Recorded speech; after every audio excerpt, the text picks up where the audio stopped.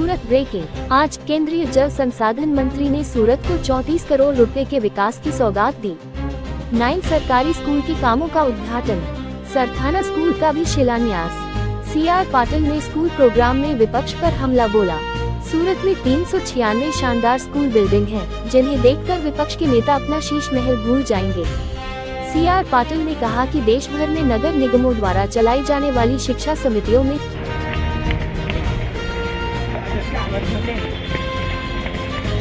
Trike में हाँ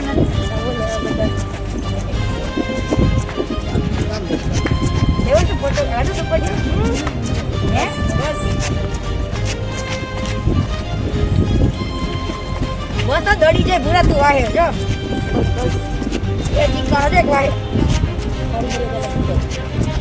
આ બધું તો ગુજરાત કરતા લોકો એ લોકોનું કામ છે ખોટા ન્યૂઝ ફેલાવવાનું।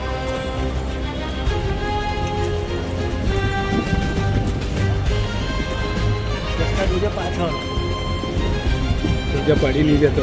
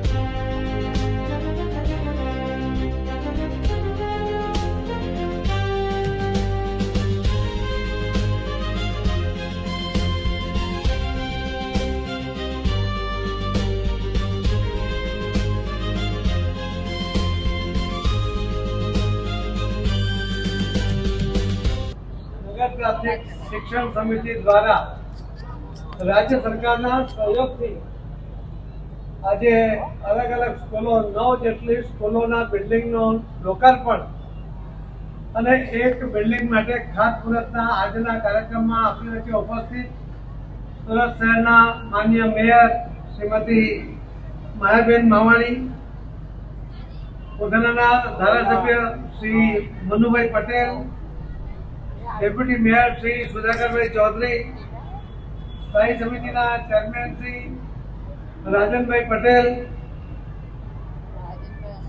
नेता श्री अल्पाबेन मेहता, शिक्षण समिति चेरमेन श्री राजेंद्र भाई कापड़िया, सौ कॉर्पोरेटरश्रीओ, शिक्षक मित्रों, वालीओ, वाला विद्यार्थियों, सूरत महानगरपालिका શિક્ષણના ક્ષેત્રમાં જે એને રાજ્ય સરકારના સહયોગ સાથે કામ કર્યું છે એના માટે હું શિક્ષણ સમિતિના ચેરમેનશ્રીને, મેયર અને સ્ટેન્ડિંગ કમિટી ચેરમેન અને સૌ શિક્ષક મિત્રોને ખૂબ ખૂબ અભિનંદન આપું છું. આખા દેશમાં મહાનગરપાલિકા દ્વારા ચાલતી નગર પ્રાથમિક શિક્ષણ સમિતિઓમાં જો સૌથી સારું શિક્ષણ આપવામાં આવતું હોય તો એ સુરત શહેરમાં આપવામાં આવે છે.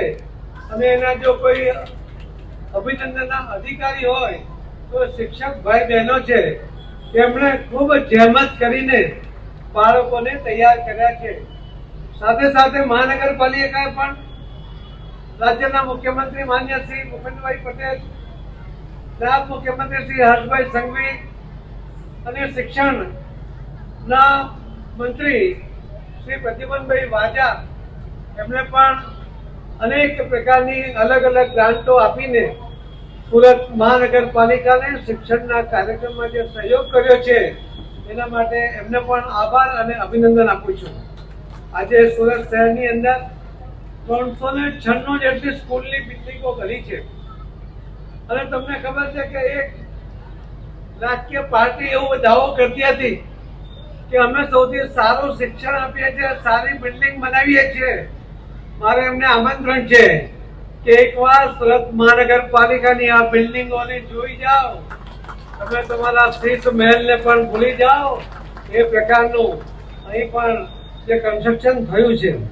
અહીં લગભગ 2,10,000 જેટલા વિદ્યાર્થીઓ કુલ મળીને ભણે છે. 5,000 થી વધારે ટીચરો અહીં કામ કરે છે. મહાનગરપાલિકા દ્વારા રાજ્ય સરકારની મદદ સાથે બપોરે બધા જ બાળકોને ભોજન અને કુપોષિત બાળકો માટે પણ એને પોષિત કરવા માટેનો આહાર આપવામાં આવે છે. સાથે સાથે 2 જોડી કપડાં, 1 જોડી બૂટ અને બૂટ મોજા સાથે એ પણ મહાનગરપાલિકા અહીંયા વિદ્યાર્થીઓને સારી ક્વોલિટીના પૂરા પાડે છે. એના માટે પણ મેયર, ચેરમેન, ડેપ્યુટી મેયર, નેતા, મહાનગરપાલિકાના સૌ ચેરમેનશ્રીઓ, કોર્પોરેટરશ્રીઓ એમને ખૂબ ખૂબ અભિનંદન આપું છું. અને આપને વિશ્વાસ અપાવું છું કે એક સમય હતો કે ગરીબ અને સામાન્ય વ્યક્તિએ પોતાના બાળકોને મહાનગરપાલિકાના સ્કૂલમાં ભણવા મોકલતો હતો, પરંતુ બીજા બધા મધ્યમ વર્ગ અને ઉપરના વર્ગના લોકોને એવું લાગતું હતું કે મહાનગરપાલિકામાં બાળકોને સારું શિક્ષણ મળતું નથી. એટલા માટે પ્રાઇવેટ સ્કૂલમાં ભણાવતા હતા, ટ્યુશનના પૈસા ખર્ચ કરતા હતા. પરંતુ આજે આપણે જોયું હશે કે વર્ષોની શિક્ષકોની મહેનત અને જહેમતને કારણે આજે આ મહાનગરપાલિકાના શિક્ષણના ક્વોલિટીમાં જે રીતે સુધાર થયો છે, બદલાવ આવ્યો છે અને જે વિશ્વસનીયતા આવી છે એના કારણે પ્રાઇવેટમાં પણ ભણતા બાળકોને હવે વાલીઓ એ મહાનગરપાલિકાના સ્કૂલમાં એને દાખલ કરે છે. એ જ આપણને બતાવે છે કે મહાનગરપાલિકામાં વિદ્યાર્થીઓ માટે શિક્ષકો કંતોડ મહેનત કરે છે અને એનામાં રહેલી ટેલેન્ટને ઓળખીને એને આગળ વધારવા માટે પણ પ્રયત્ન કરે છે. આજ મહાનગરપાલિકાની સ્કૂલોમાંથી ભણીને અનેક વિદ્યાર્થીઓ એ આગળ વધ્યા છે. કોઈ ડોક્ટર થયા, કોઈ અલગ અલગ ક્ષેત્રમાં ગયા, કોઈ વકીલ થયા, કોઈ સાયન્ટિસ્ટ પણ થયા છે.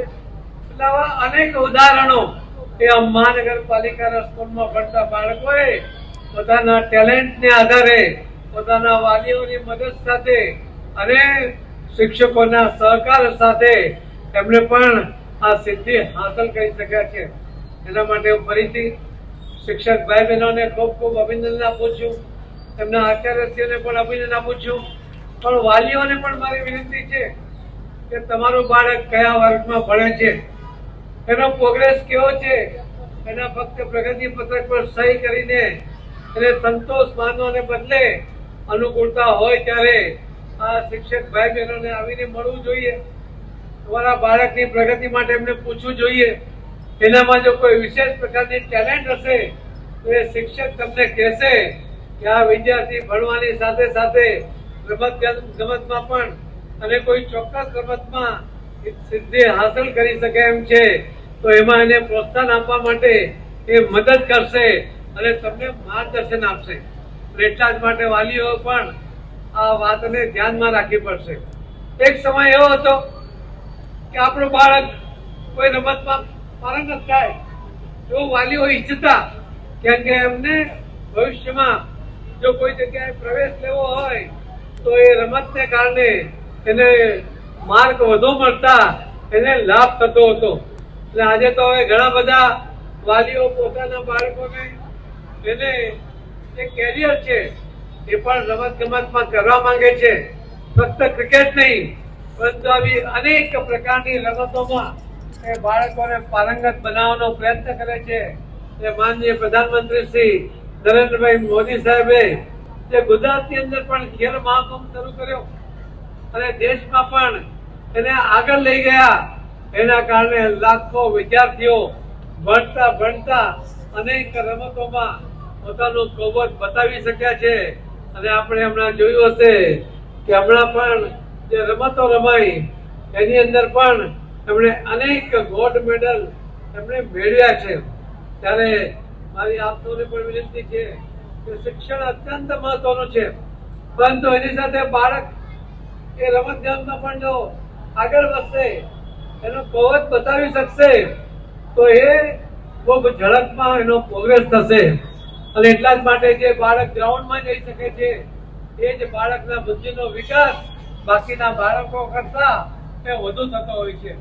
મા બાપોએ પણ પોતાના બાળકોને મોબાઈલના લતમાંથી છોડાવીને એને ગ્રાઉન્ડ પર મોકલવાનો પ્રયત્ન કરવો જોઈએ. ખુલ્લી હવાની અંદર એ જ્યારે સ્પર્ધામાં ઝુકાવશે ત્યારે એનામાં રહેલી ટેલેન્ટને બતાવશે, એનામાં રહેલી શક્તિઓ બહાર આવશે અને એના કારણે દેશને ખૂબ સારા ખેલાડીઓ પણ મળવાની શક્યતાઓ છે.